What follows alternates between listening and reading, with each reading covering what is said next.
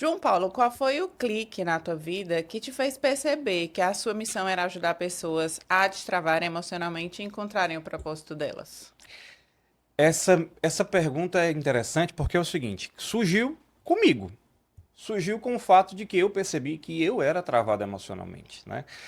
Todos nós, independente da criação, da intenção dos pais, do melhor que eles queiram dar, porque normalmente os pais, quando pensam em educação para os filhos, eles pensam na educação formal. Sim. Eles pensam em dar a melhor escola, que você saiba matemática, saiba física, saiba, enfim, as matérias da escola. Mas ninguém se toca muito da questão do emocional. E sem querer, algumas respostas, algumas tratativas dos pais para com os filhos fazem com que a gente trave na questão emocional. Sim. Né? Então eu tinha severas travas. Então quando eu fui para o mercado de trabalho, eu percebi algumas delas.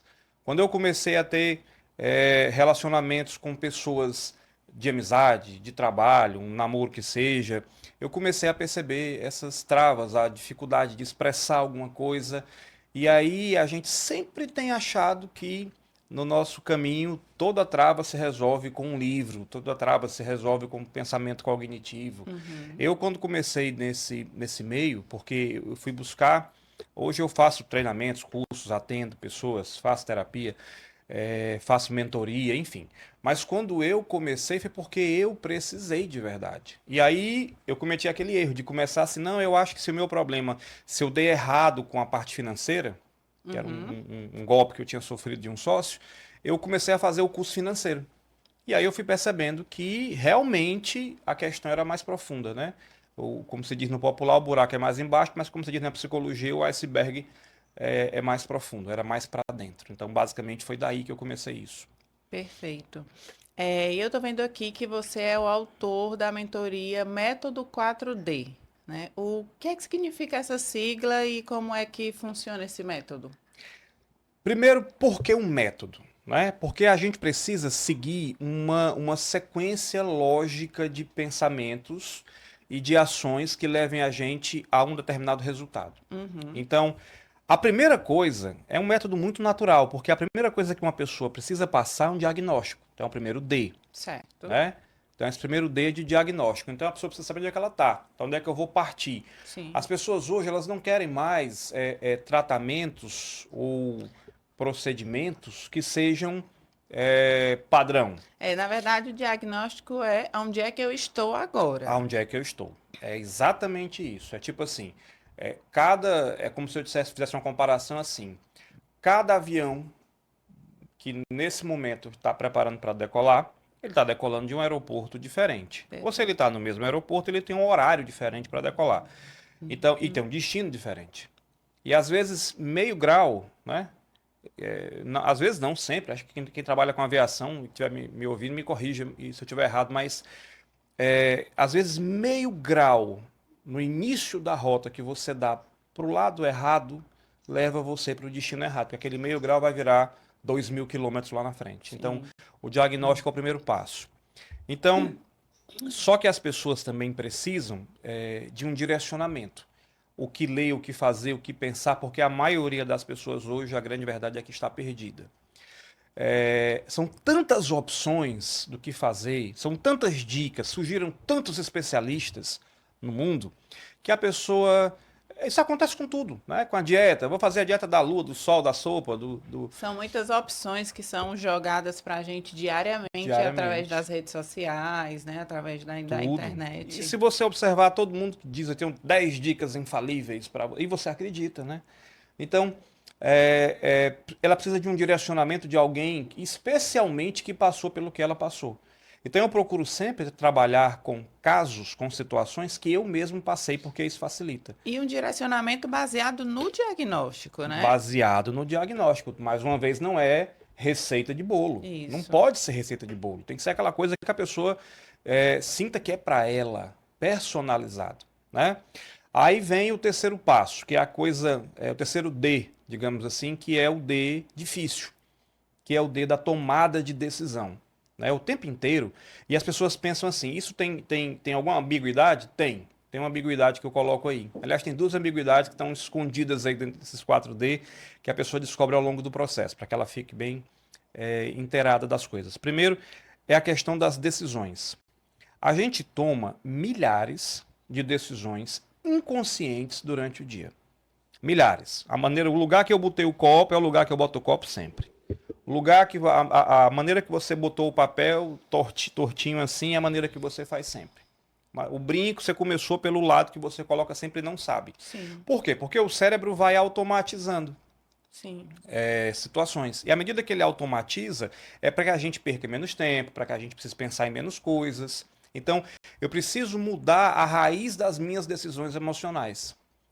Mas eu tenho que começar mudando as raízes racionais cognitivas, que são menos. Mas o cérebro, ele trabalha sempre nessa função da praticidade, para que Sempre. a gente tenha menos trabalho, para que a gente faça menos esforço, Sempre e o tempo inteiro. É por isso que a gente se seja torna para algo positivo ou negativo. positivo ou negativo. Né? Porque assim, se eu ensino para o meu cérebro que eu estou fazendo uma coisa positiva, ele aprende. Porque ele não questiona. Ele não identifica o que é bom e o que é ruim. Não, por exemplo, se você na sua infância passou mertiolate, né? Houve um tempo em que o mertiolate ele não funcionava, ele não era bactericida, ele era bacteriostático, ele não matava, ele apenas dava um tapa na bactéria e ele ardia. Mas você hoje entende, você tem na sua cabeça que aquilo que arde é melhor do que aquilo que não arde. Sim, Não é verdade? sim. Aquilo Então, que não arde parece que não faz parece que efeito. não faz efeito. Então, o cérebro se condicionou a esse padrão. Mas isso não é verdade. Hoje ele funciona e não arde. A fórmula foi refeita. Sim. Né? Então, a gente tem uma padronização e eu preciso despadronizar, mas eu começo isso no racional. E o cérebro precisa de repetições para aprender. E é Tá? aí que são tomadas novas decisões. Novas decisões conscientes. Por isso que uma das perguntas lá nos meus diagnósticos é assim: você quer mesmo começar? Não, porque se você não quiser, eu vou esperar o teu momento. Você vai me procurar em outro momento, porque você vai gastar seu tempo, seu dinheiro. Enfim, eu não quero isso, eu quero o resultado. E aí o destino, o que que é o destino? São as decisões baseadas. Aonde você quer chegar? Lembra que eu falei da decolagem do avião lá atrás, né? Então, assim, eu quero ir para algum lugar. Só que, aí vem uma surpresa. Ao longo do trajeto, a gente tende a mudar o destino. Isso não acontece com a aviação, lógico, né? Você sai de um canto e vai para outro, quando você muda é porque teve um problema no avião, ou no aeroporto que ele ia receber e tal. Mas as pessoas muitas vezes partem de um ponto e dizem, ah, mas eu quero esse projeto da minha vida. E ela mal sabe que aquele projeto que está na vida dela foi traçado por alguém. Então ela pensa que quer, são as falsas verdades que nós temos. Sim. Né? E aí ela vai modificando a rota ao longo do diagnóstico, das decisões, do direcionamento e tal. E aí ela vai chegar num destino que é o melhor para ela. Inclusive, se você analisar isso por uma esfera espiritual também, que a minha abordagem não deixa de falar sobre isso, se você for ver aquilo que Deus tem para a gente também, muitas vezes é diferente daquilo que você quer. Sim. É bem melhor, é bem mais aprazível, é bem mais agradável, é bem mais tranquilo de você conseguir. E basta você se deixar que a quarta dimensão trabalhe em você. Daí 4D mais uma vez. Existe uma quarta dimensão que está acima da terceira, que é a que nós vivemos, eu, você, o microfone, o papel, a água, que é a dimensão espiritual, que muda tudo. Então, quando eu mudo, quando eu entendo que tem uma energia em volta, quando eu entendo que tem um criador, independente da sua crença, do seu credo, na verdade, né? Você começa a perceber que tem coisas à sua volta que, se você não mudar o seu comportamento, elas continuam acontecendo repetitivamente até que você enfrente aquilo e chegue num determinado estágio novo. Então vamos lá, você falou sobre diagnóstico, direcionamento, decisão e destino, que são os 4Ds, né? Exatamente. Qual desses Ds costuma ser, pela sua experiência atendendo pessoas, o calcanhar de Aquiles dos seus mentorados, dos seus clientes? Decisões. Porque na hora que a pessoa tem que tomar decisões, ela é muito apegada ao que ela vinha fazendo, sabe? Uma pessoa é muito apegado à questão apagada ou apegado à questão do costume. Então, assim, eu posso estar fazendo algo errado, mas como é o meu costume, eu quero continuar fazendo, né? Então, as pessoas sabem que a decisão tal X, Y, Z faz mal para ela, mas ela continua tomando aquela decisão. Uhum. Por quê? Porque aí existe ou o costume, ou o hábito, ou o vício emocional, sabe? Aquela questão de voltar para o mesmo, voltar para as mesmas pessoas. Por exemplo, uma decisão muito difícil que as pessoas têm que tomar: cortar vínculos. Sim. Ah, mas fulano é minha família. Família não é aquele que é consanguíneo seu, que é parente seu, não. Aliás, a gente tem imensas confusões no mundo inteiro, bíblicas, que começaram dentro da Família é família. o núcleo familiar, né? O É núcleo é o pai, familiar. a mãe e os filhos. O resto é parente. Exatamente.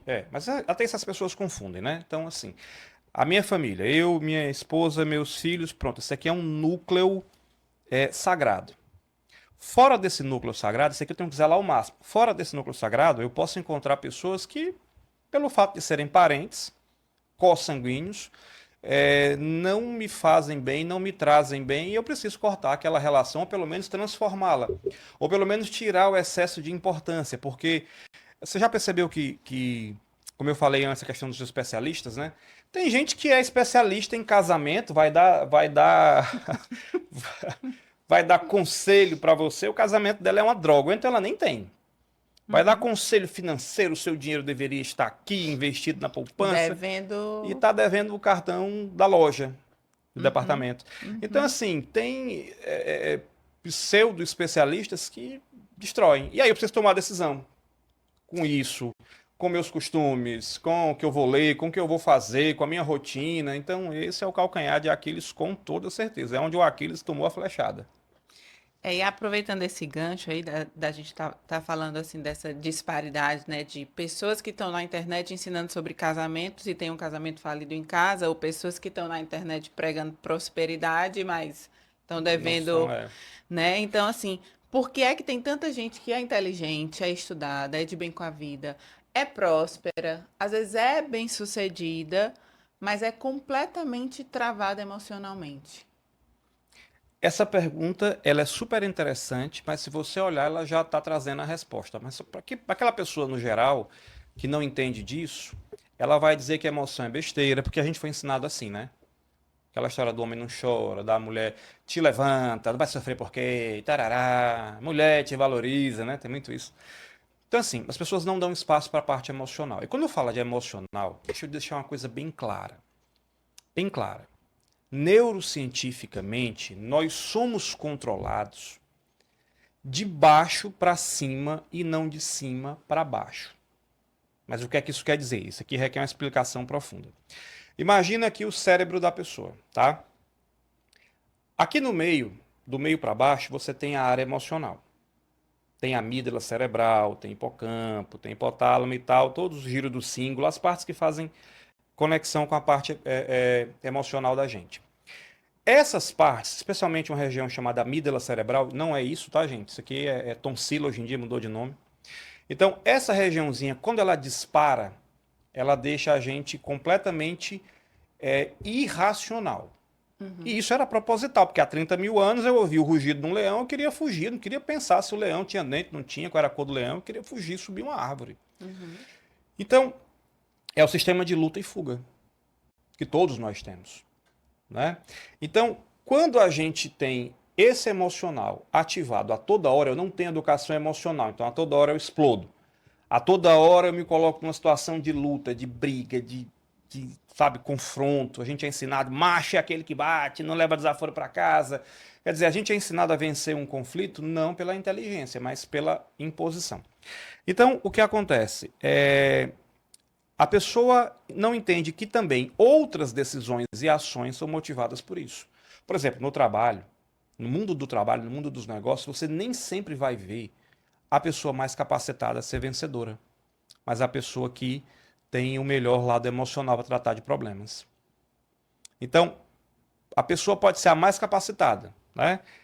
Vou dar só um exemplo. Um exemplo que aconteceu uma vez, eu levei minha filha ao médico há muitos anos atrás e a médica, a parede dela só tinha diploma. Mas o tratamento dela era terrível. Não era ruim, não era ruimzinho, era terrível. Aquela mulher para tratar nem animal, porque animal merece carinho também. Quanto mais uma criança. E aí eu saí do consultório dela, na mesma hora eu pedi para anular a consulta e olhei para o lado, tinha uma fila. E na outra fila tinha uma médica que eu basicamente só vi um diploma na parede, só tinha um. Se ela tinha mais, ela guardou. Mas o tratamento emocional, sabe? Chegava para a criança e dizia, cheira a florzinha. Aí ela respirava, ela fazia ausculta e tal. Emocionalmente muito mais madura, muito mais desenvolvida. Com pouco tempo, essa mulher não teve agenda mais para ninguém. Eu consegui a última, acho que uma das últimas vagas para ser a pediatra da minha filha. Então, você vence pelo emocional. As pessoas são contratadas pela formação e demitidas pelo emocional, o que mais acontece hoje no mundo inteiro. Sim. Você trabalha com neurociência, espiritualidade e psicologia positiva. E como é que você consegue equilibrar ciência e fé sem perder a profundidade? Aí é que tá, as pessoas pensam isso o tempo inteiro, que se eu equilibrar uma coisa com a outra, que se eu quiser misturar uma coisa com a outra, essas coisas elas vão perder a profundidade, que vão ficar na superfície e não é assim, muito pelo contrário. Tem uma frase que diz o seguinte, eu acho que é de Epicuro, mas se eu estiver errado também me corrijam. Tem uma frase que diz o seguinte, a pouca ciência de Deus afasta. Há E há muita muita. ciência de Deus aproxima. E a gente está vivendo esse século. Quanto mais a neurociência avança, mais eu percebo que aquilo que está sendo dito ali pelo neurocientista de Harvard, de Oxford, da Columbia, Yale, ele está sendo, já foi dito na Bíblia lá atrás. Por exemplo, foi descoberto que o mesmo nervo que controla a língua, ele controla vários outros nervos no nosso corpo. Ou seja, quando eu profiro palavras positivas, eu estou afetando o meu corpo inteiro. Se eu proferir palavras negativas, do mesmo jeito. Aí você vai lá na Epístola de São Tiago, capítulo 3, está dizendo o quê? Que a língua do homem é como um pequeno leme comparado a um barco, que o barco se move para onde a língua vai. Se a gente pegar Paulo, ele vai dizer que tudo aquilo que é bom, tudo aquilo que é justo, puro, eis o que deve ocupar os vossos pensamentos. E aí a psicologia positiva diz exatamente isso, que a minha mente ela tem que evitar os pensamentos automáticos negativos, que eu posso controlar aquilo que está na minha cabeça, eu não posso controlar aquilo que entra, porque as ideias ruins vêm para todo mundo, até o diabo tentou Jesus. Rapaz, esse pãozinho aqui, essa pedrinha, aliás, faz ela virar um pão lá no deserto, né? E ele diz que nem só de pão vive o homem, mas de toda a palavra que sai da boca de Deus. Então, é, eu não misturo as coisas, elas estão intrínsecas. Eu não estou misturando, elas já eram assim. Eu posso dizer que eu sou uma aberração para o século XVIII, mas o meu trabalho é o que há de mais moderno para o século XXI. Porque aquele que não integrar, aquele que não entender que isso é uma coisa só, que tudo está interligado verdadeiramente, ele está perdido no tempo. Ele está analisando o problema só por um lado. Ele está querendo consertar um defeito no motor do carro, mexendo no tanque de gasolina. E dentro dessas pessoas que você já, da quantidade de pessoas que você já guiou, que já mentoreou através do método 4D, seria possível você citar algum exemplo que marcou bastante o seu trabalho, onde você realmente percebeu que o método 4D ele funcionou, ele virou a chave ali na vida da pessoa. A pessoa realmente teve a vida transformada através do seu método. O meu sorriso é porque são vários. Você perguntou e eu pensei em vários casos, porque, assim, é um método, não é porque eu seja o autor, não é porque eu estou aqui falando bem do meu método, mas você tem que vivenciar.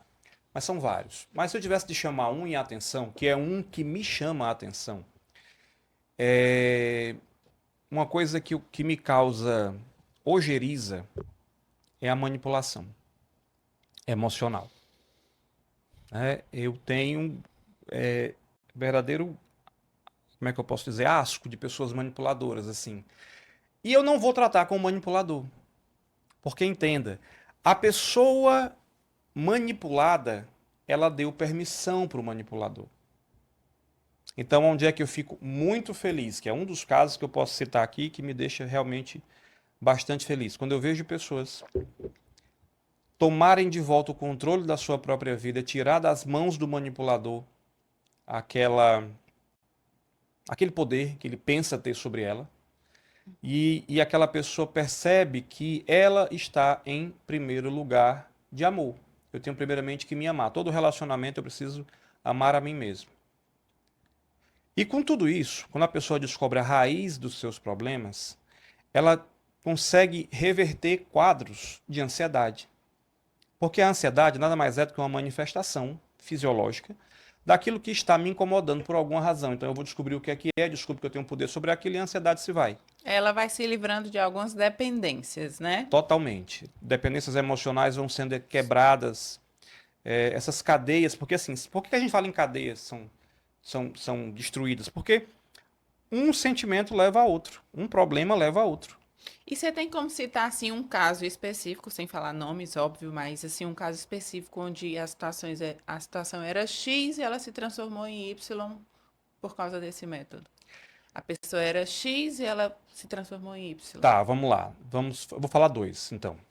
Eu vou continuar nesse caso, que é a pessoa que eu estou pensando, que foi o fim de um relacionamento abusivo. E essa pessoa não foi uma troca. As pessoas pensam assim: ah, mas é só você trocar de namorado. Não, essa pessoa, no exato momento, está no melhor relacionamento que ela poderia estar no momento, que era Com ela mesma. com ela mesma. Venceu isso, retomou seus planos, retomou a carreira. E ainda é uma cliente minha, ainda é uma mentorada minha. Uhum. E outro, lá atrás, que eu sempre me emociono quando eu me lembro, é uma garota que chegou robótica, totalmente vivendo a vida que não era dela, né? E tinha tomado decisões, carreira profissional que não eram para ela, e tomou decisões verdadeiramente impactantes, mudou a sua trajetória de vida profissional, resolveu fazer uma outra faculdade naquilo que ela realmente amava, naquilo que ela realmente queria. Mudou toda a conjuntura, todo o cenário, as ansiedades acabaram, os medicamentos que ela tomava, ela deixou de lado, né? Obviamente com acompanhamento médico. E eu tive a felicidade, inclusive, de encontrar com ela na formatura dela. Né? Não porque eu fui convidado nem nada do tipo, foi uma feliz coincidência que foi o exato dia da formatura da minha filha mais velha. Eram cursos diferentes, mas o que ela escolheu era fantástico, é o sonho da vida dela. Então eu vi a pessoa realizar o sonho. Perfeito. João Paulo, agora a resposta tem que ser breve e prática, até porque a pergunta pede isso. Né? Se você tivesse 5 minutos com alguém totalmente perdido emocionalmente, qual seria a primeira coisa que você faria ou diria? Uma resposta curta. Aonde é que você pensa que vai chegar com isso, com esses comportamentos? Porque eu estou arrancando a pessoa do cenário atual e estou levando ela a perceber que existe um futuro. Porque quando a pessoa está muito manipulada, quando a pessoa está muito sem permissão para nada na vida, ela não sabe nem que existe um dia depois de amanhã. Para ela, todos os dias são iguais. Na verdade, sim, ó, eu acho que você tira a pessoa de uma cegueira, porque a pessoa meio que não enxerga onde é que ela tá, né? Ela já tá tão imersa naquilo há tanto tempo que para ela aquilo que ela tá vivendo é natural, e aí ela enxerga que ela não tá vivendo o natural, que aquilo que ela tá vivendo não tá certo. O natural da nossa vida é uma vida boa, feliz, abundante, saudável. Esse é o natural. A natureza diz isso pra gente. Você nasceu com todos os órgãos funcionando e tal, perfeito. A natureza está aí dando frutos, flores, enfim.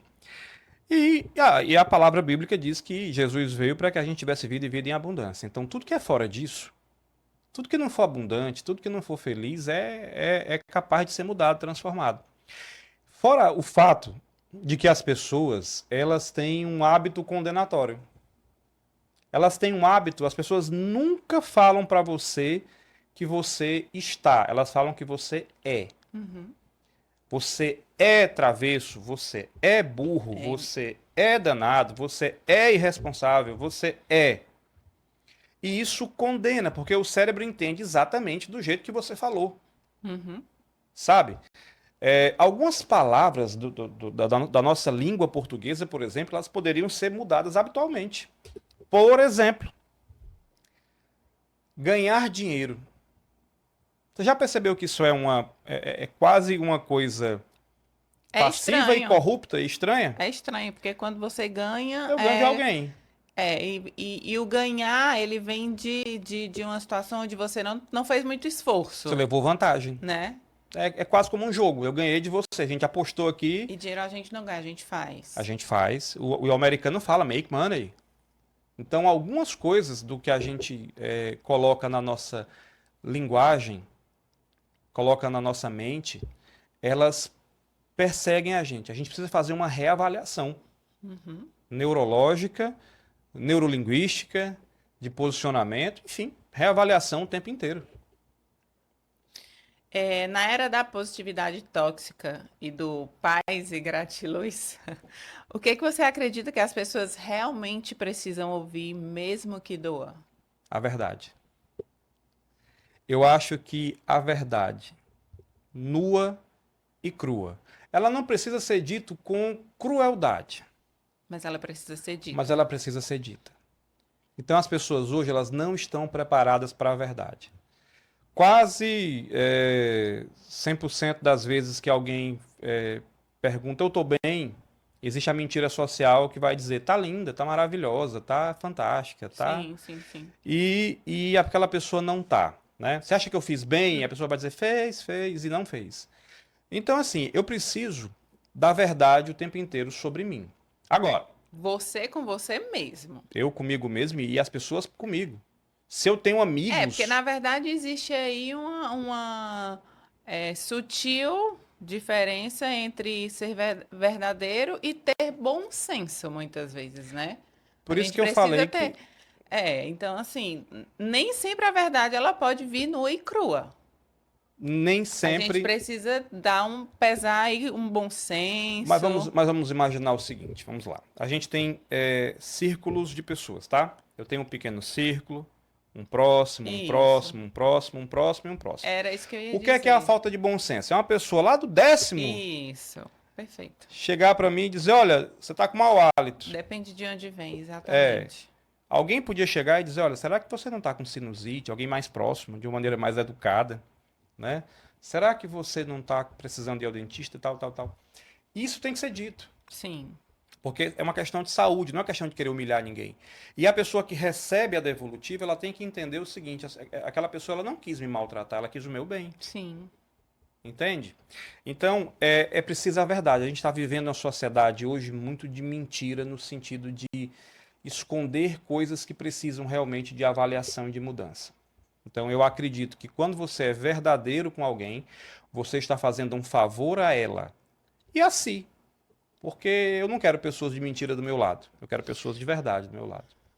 e esse questionamento que eu vou fazer agora, na verdade, eu acho que isso é uma coisa que nós já vivemos desde que o mundo é mundo, mas que de uns anos para cá, né, foi colocada uma luz em cima disso e esse assunto tem sido mais discutido. Por que que tem tanta gente presa a relacionamentos que destroem a alma, mesmo sabendo disso? Por que que as pessoas continuam presas? Por que que, especificamente, mulheres, que é uma situação onde acontece muito mais com mulheres, por que que mulheres continuam presas a relacionamentos que são tóxicos? Elas têm essa consciência, mas elas não conseguem se desvencilhar. Existe eu diria que um estudo sobre essa pessoa. Em primeiro lugar, esse relacionamento tóxico para ela é comum. Entenda que, deixa eu te fazer uma pergunta. Você comeria um prato de cobra e grilo? Sim, te servi agora, cobras e grilos. Olha, dependendo do grau de fome, Mas numa situação normal, não.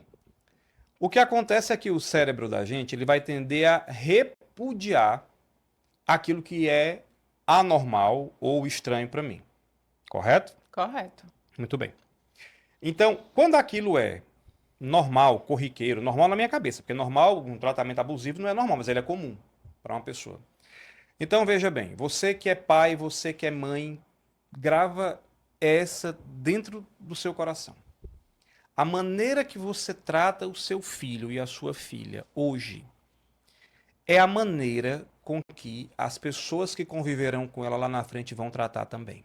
Na verdade, é a maneira que ela vai aceitar ser tratada, né? Por quê? Essa é a resposta. Porque ela vai aceitar ser tratada assim. Porque foi assim que ela foi tratada a vida inteira, então para ela o normal é isso. Então, sei lá, pro oriental, um prato de grilos é a coisa mais normal do mundo, para um Uhum, cearense, não. uhum. Aqui é carne de sol com farofa. Pro chimarrão, pro sulista e aí vai.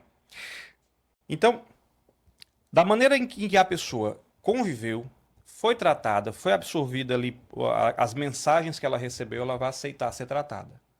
Porque ela vai acreditar, porque veja bem, como é que era com o pai dela, a menina. Vou falar da mulher, você me perguntou da mulher. Uhum. A mulher era maltratada pelo pai ou pela mãe. Mas, normalmente, o pai tem um posicionamento muito poderoso dentro da casa. Não, mas uma mãe narcisista também estraga uma mulher. Estraga também. Mas aí você pegou num caso bem específico. A gente pode falar disso também, porque, mas deixa eu concluir essa primeira parte. Aí o pai trata mal a mãe. Primeiro ponto. Ela já percebe assim, se o meu herói está fazendo isso, isso deve ser normal. E se a mamãe aceita, incomoda ela, incomoda, mas ela começa a entender que é um relacionamento padrão, aquele ali dos pais dela. E que relacionamentos incomodam, né? Incomodam. E que ela começa a entender que todo mundo que se trata bem é falsidade, estão copiando a novela, não presta. E que assim, a minha casa é a É o minha certo. referência, é o certo. A minha casa é o que está certo. Por mais que esteja tudo errado, a minha casa é o que está certo. Então, ela vai ver o pai maltratar a mãe, ela vai ver o pai maltratá-la. Ela vai mendigar carinho. Ela vai tentar fazer alguma coisa, sei lá, limpar o sapato do pai, beijo, desenho, para ver se ela migalha ali um beijo, um abraço, um eu te amo, porque todo mundo precisa. A verdade é que as necessidades básicas do ser humano, a primeira é ser amado e a segunda é ser reconhecido. Eu preciso ser amado. Tanto é que o mau mandamento de todos é o quê? Né? Amai-vos uns aos outros. E aí, eu preciso ser reconhecido. Alguém tem que chegar e dizer: o seu trabalho é bom, o seu cabelo tá bonito, esse café que você me fez está maravilhoso. Tudo isso é ótimo. E aquela criança não ganhou nada disso. Então ela segue naquele comportamento padrão de agradar o marido ou o cônjuge, sei lá, enfim, o namorado. Ela segue naquele padrão de tentar agradar para migalhar. Então ela acaba selecionando aquele relacionamento, um dia pode ser que acabe. Porque se ele é tóxico, ele tem uma tendência a ser violento e vai ter uma hora que ninguém vai aguentar. E ela vai para outro igual. Sim. Sabe aquela coisa que você entrar numa loja e olha, isso acontece mais com homens que com mulheres, mas você olha, olha, olha, comprou a camisa igual. Olha, olha, olha, bate naquela cor, naquele modelo. Então é isso que o cérebro faz, ele aprende padrões e ele às vezes aprende ruim. E a pessoa vive presa num relacionamento tóxico justamente por isso. Porque ela não consegue se libertar, ela não consegue entender. E só quando ela se cura, quando ela entende que ela está dando permissão para aquilo, que o que ela merece não é aquilo, que ela é amada de verdade, que existe amor, que existe bom trato, que existe uma vida diferente, muito melhor do que aquela que ela vem vivendo, aquele padrão de escassez, aí ela se livra daquela pessoa e passa para alguém que realmente a mereça de fato. E quanto à mãe narcisista, é aquela mãe que se compara. Então, existe alguns padrões de mãe que estão sempre se comparando, e eu vou te Não, dizer, eu não vejo nem como comparação, eu vejo como competição. mas a comparação a que eu me refiro é no sentido de competir. Porque, por Uhum. exemplo, você pesa quanto, minha filha? Você está pesando quanto? Aí a filha responde, morta de alegre, estou pesando 80. Mas ela pesava 90. Ela perdeu 10 quilos e a mãe não comemora, porque ela vai dizer, ah, a mamãe está com 75. Então você não está dando estímulo nenhum para alguém quando você diz que está melhor do que ela. Uhum. Né? Então isso é só um dos muitos exemplos que uma mãe narcisista, que uma pessoa de personalidade narcisista, não importa se é a mãe, se é o chefe, se é o amigo, faz. Entende? É péssimo conviver com pessoas que competem. São aquelas pessoas que estão toda hora se comparando com você. Não se compare com ninguém. Tá? É uma coisa que eu sempre digo. Não se compare com ninguém. O único padrão de comparação que eu devo ter, porque ele é o mais justo e o mais real, é o meu eu de ontem. Isso. O meu eu de ontem. E as pessoas vão tentar dizer que você é o mesmo eu de ontem, de anteontem, do ano passado e quando te viu há 10 anos. E aí eu vou te ensinar uma resposta bem legal. Você fala assim, ó, se você quiser falar com o meu eu do passado, você vai ter que marcar com ele, tá? Porque eu não sou mais ele, não. Tá? Eu mudei. Eu não sei nem onde é que ele anda. Faço a menor ideia. Você procura e fala com ele, tá? João Paulo, por que que você acredita que encontrar o destino certo depende muito mais de decisões internas do que de circunstâncias externas? Circunstâncias externas, elas aparecem a todo momento para que a gente consiga se adaptar, para que a gente consiga aprender alguma coisa com aquilo, mas elas não falam sobre o que tem dentro de mim. O que tem dentro de mim já nasceu comigo. A minha missão de vida, ela, por uma questão espiritual, eu já tenho uma missão de vida. Como é que eu vou exercer? Pouco importa. Aliás, o nosso propósito, ele pode mudar a forma com a qual ele é entregue. Por exemplo, o meu propósito é ajudar pessoas. Aí eu comecei aos 17 anos dando aula de biologia. Eu estava ajudando pessoas. Mas foi o primeiro modelo que me veio à cabeça, que me inspirou, foi aquilo, né? Depois eu comecei a dar pequenas palestras. E depois grandes palestras, depois uma mudança para o exterior, depois agora veio a internet porque o alcance é maior. Então a forma de executar o meu propósito ela vai ser diferente ao longo do tempo. Mas eu preciso exercê-lo e eu preciso descobrir o que tem dentro de mim. Por isso que o autoconhecimento liberta, né? Tem aquela passagem que diz, né, João 8,32, conheceis a verdade vos libertará. E essa verdade é a verdade sobre mim. A primeira verdade que você tem que saber é a verdade sobre você. Tira a máscara do que te botaram, do que te pintaram, né? Eu não era para estar aqui nesse podcast, eu era para estar num consultório abrindo a boca de alguém. Eu fui criado para ser um dentista, a profissão do meu pai. E muito respeitosamente eu abri mão, porque eu disse, pai, eu vou estragar teu nome. Eu não sei, eu não gosto, eu não quero. Eu gosto de falar com pessoas, me comunicar com pessoas, e a única pessoa que está na minha frente está de boca aberta. Não vai Sem poder poder falar falar. comigo, né? Como é que eu vou exercer a minha missão aqui? Agora, você pode exercer sua missão de diversas maneiras diferentes e o seu propósito. O propósito é maior. A missão é aquilo que eu saio em busca de. Então, meu propósito é ajudar pessoas. A minha missão naquele momento é aquela palestra ali. Aquela missão dada é missão cumprida. Eu fui lá e fiz, né? Parafraseando aqui o Capitão Nascimento. E aí, pegando esse gancho que você falou de propósito e missão, existe alguma fórmula para descobrir se a pessoa ela está vivendo o propósito dela ou ela está apenas sobrevivendo no piloto automático? Você queria que todos os dias da sua vida fossem iguais a esse que você está vivendo hoje? Não. Pronto.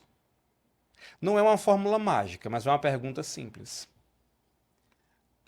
Mas Que traz luz àquilo que eu preciso mudar, aquilo que eu preciso buscar. aí você pode pensar assim: ah, mas eu agora vou me sentir inferior. Sinta não. Sabe por quê? Porque você não é perfeita. Eu não sou perfeito. Perfeito é uma palavra do latim ou do grego, agora me corrija se eu estiver errado, mas perfeito é uma palavra que significa feito até o fim. E eu nunca vou estar feito até o fim. Primeiro porque eu estou num estágio. Essa vida nossa terrena é um estágio, né? Nós temos algo muito maior e melhor, o melhor está por vir. E mas mesmo nas fases da vida, nas fases em que nós passamos, nós estamos sempre melhorando, ou devemos estar, tem gente que não está, sempre está buscando algum crescimento. Então, quando eu lhe pergunto se você queria que todos os seus dias fossem assim, eu também não.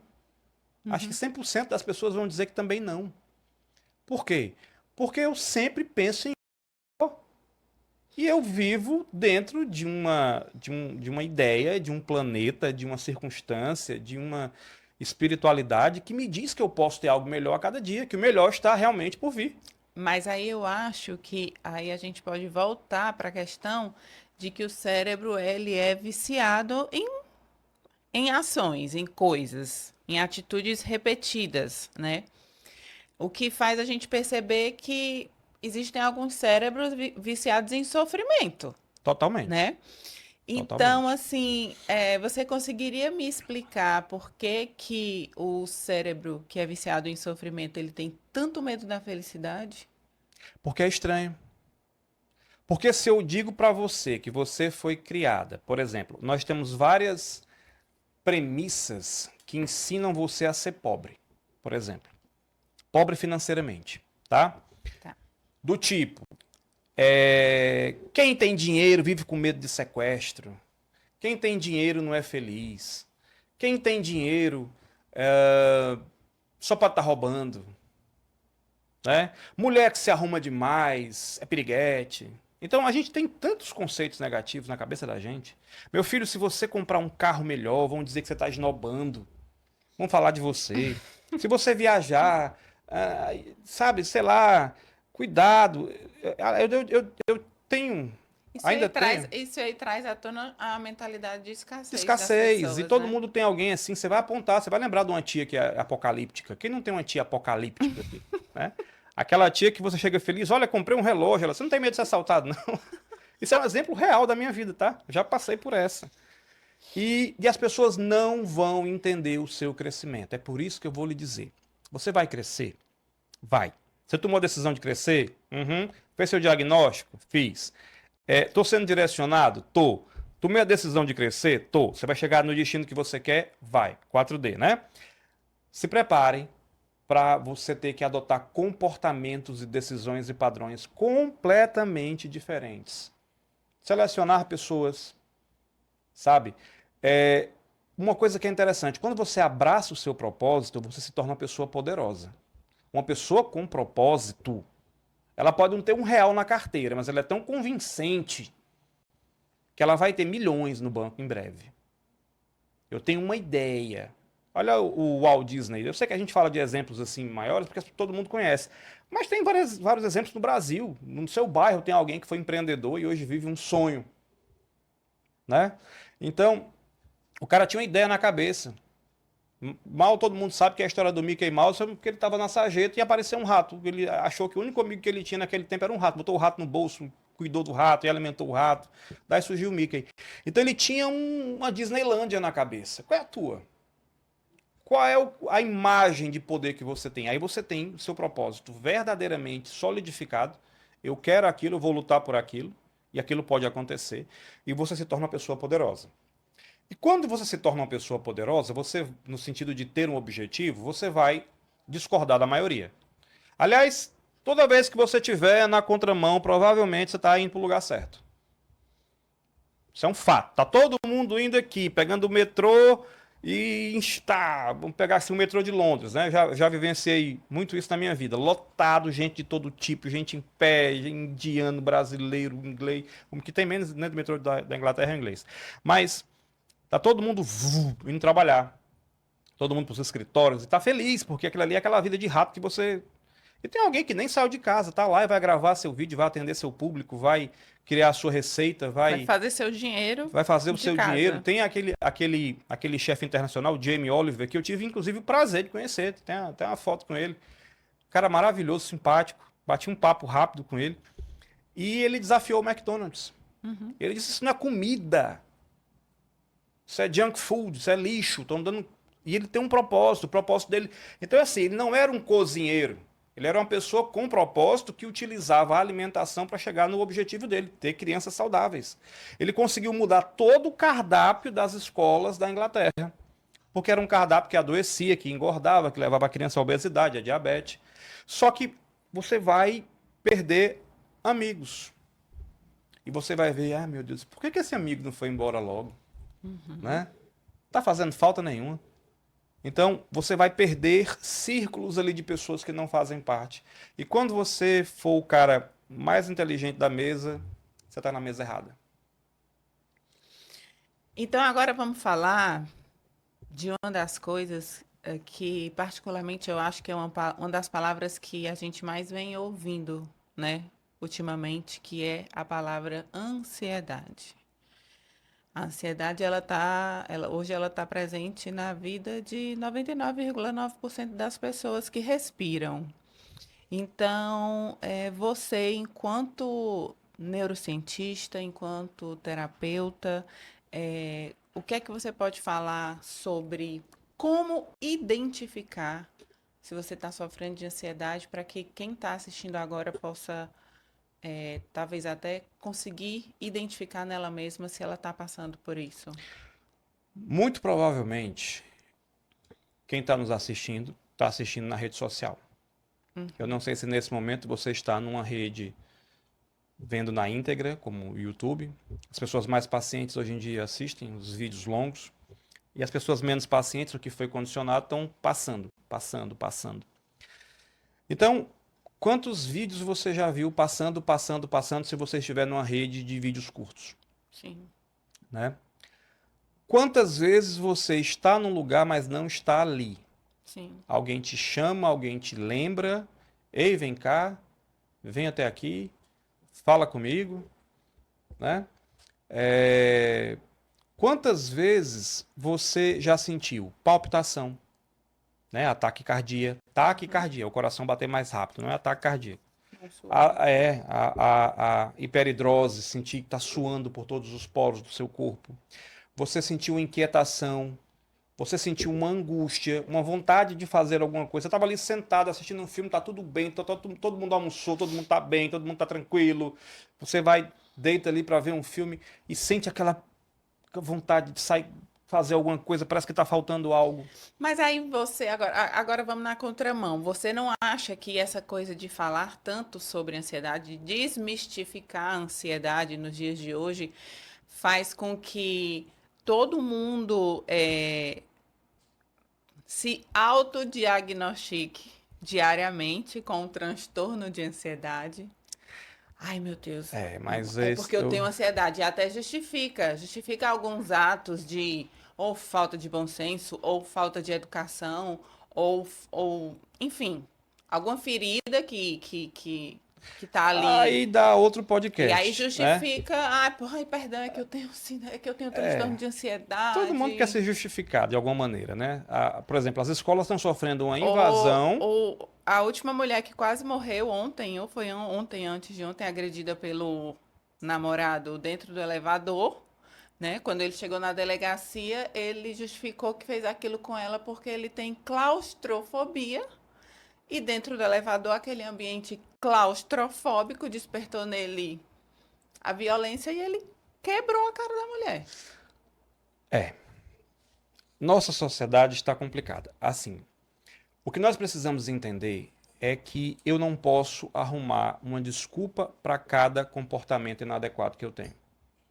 Eu não posso dizer que eu não consigo aprender porque eu tenho TDAH. Sim, Isso não é verdade. sim. Você pode aprender, mesmo tendo TDAH. Existem técnicas para isso. Não é com o que eu trabalho especificamente, mas existem situações em que você pode sim. Eu não posso me esconder de trás de um laudo. Existem laudos reais, vários laudos reais.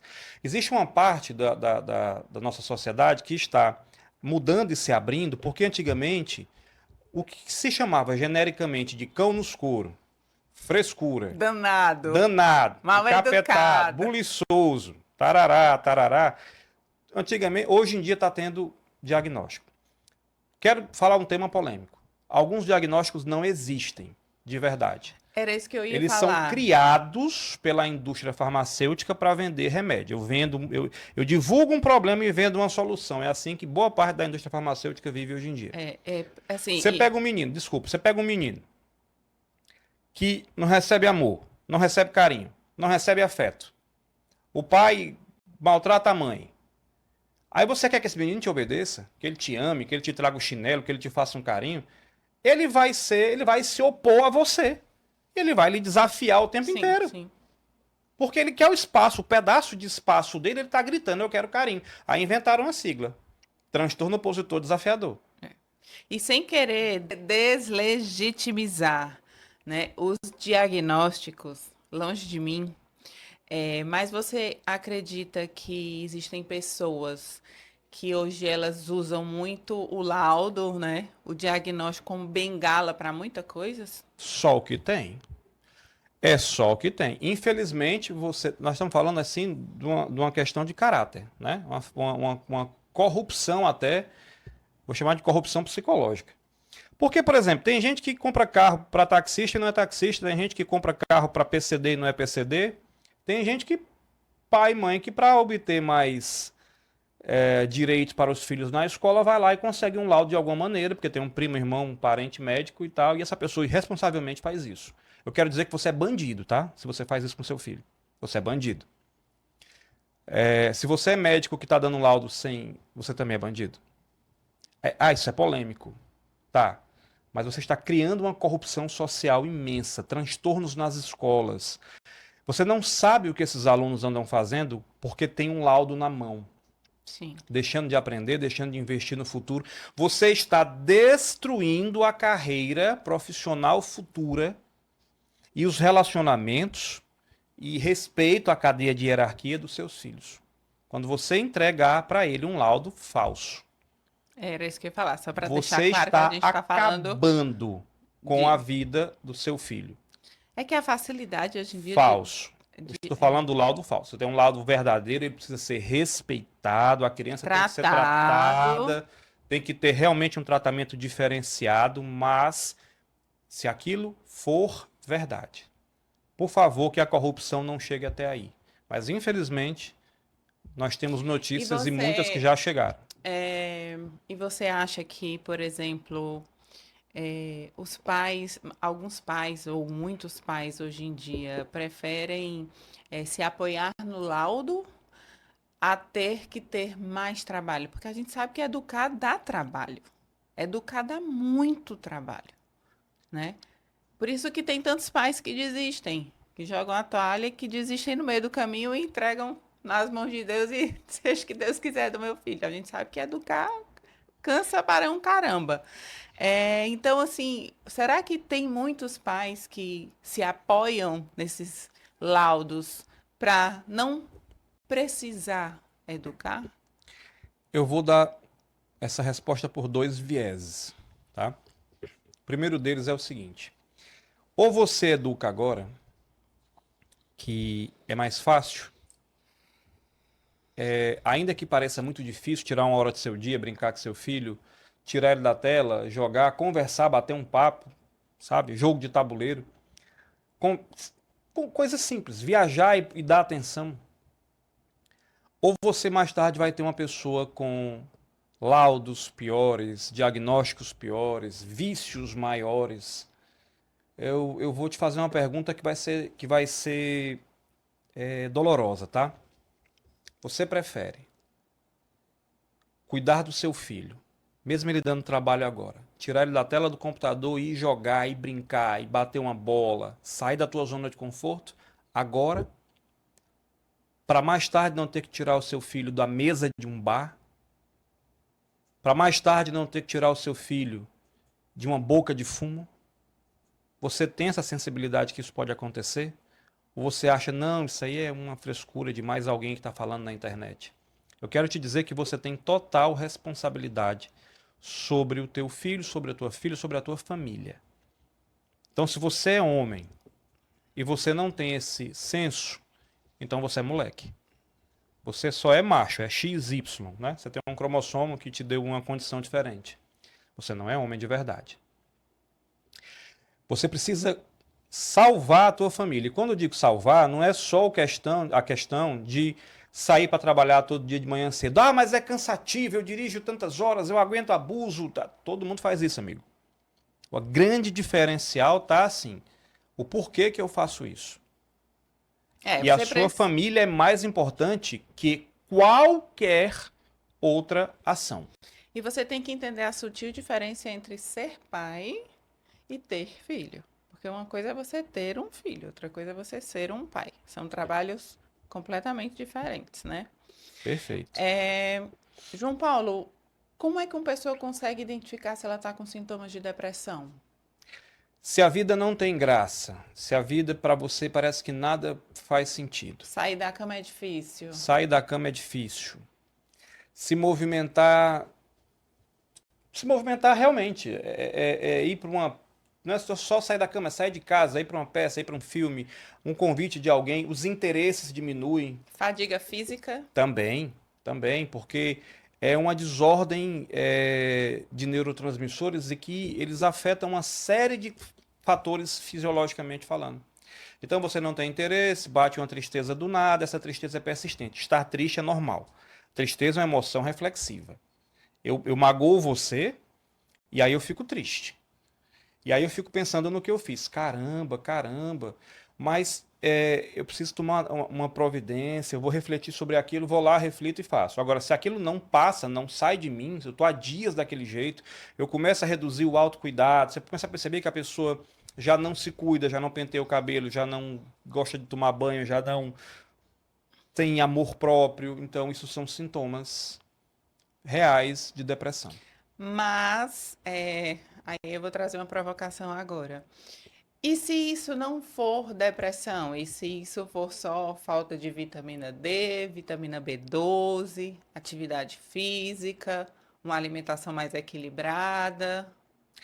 Tudo isso precisa ser avaliado, né? Quando você suspeita que você tem depressão, você tem que fazer alguns exames. Então, se for falta de vitamina D, isso vai estar presente no seu hemograma.